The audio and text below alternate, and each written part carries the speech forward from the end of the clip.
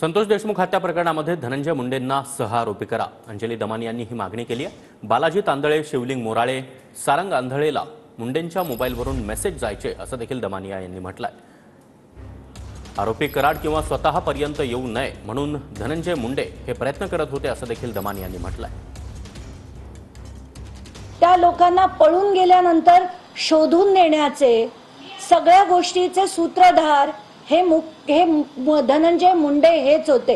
बालाजी तांदळे असो, शिवलिंग मोराळे असो, सारंग आंधळे असो, या सगळ्यांना मेसेज पाठवण्याचं काम देखील धनंजय मुंडेंच्या सेलफोनवरनं होत होतं। त्यांच्याकडे 3 फोन होते आणि त्या तिन्ही फोनवरनं ते सगळ्यांशी संपर्कात होते। शिवलिंग मोराळेला सांगण्यात आलं होतं की तू कराडला घे, इकडनं इथे सोड सीआयडीच्या ऑफिसमध्ये। 9 तारखेपासून बालाजी तांदळे हे पोलिसांबरोबर फिरायला लागले होते, पण लेटर दिलं गेलं त्यांना 15 तारखेला। आणि कुठचं पोलीस स्टेशन आरोपीच्या मित्राला लेटर देऊन सांगतं की तू आमच्या बरोबर तुझी गाडी घेऊन ये आणि आपण शोध सुरू करू।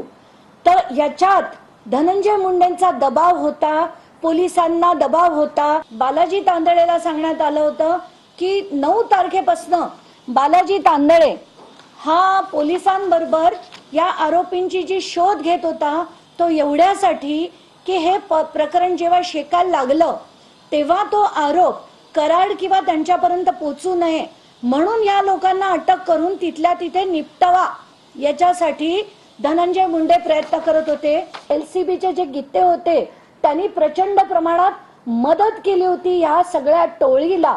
त्यांना पूर्ण कल्पना होती की संतोष देशमुख यांना उचलून नेलं गेलेलं आहे, तरी सुद्धा त्यांनी मदत केली।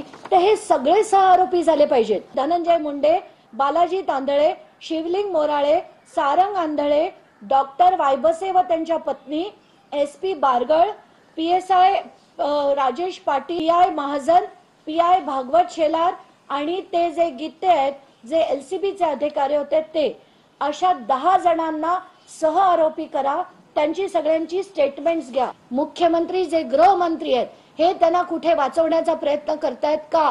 आणि जर मुख्यमंत्री विधान करत असतील की जेव्हा आम्हाला मिळेल तेव्हा आम्ही त्याला करू, पण तुम्ही त्या दिशेने कामच केलं नाही, त्यांची इन्क्वायरी सुरूच जर झाली नाही, त्यांचे सीडीआर म्हणा, त्यांचे सीसीटीव्ही म्हणा, स्टेटमेंट्स म्हणा, टावर लोकेशन म्हणा, जोपर्यंत हे येणारच नाही तपास होणार कसा?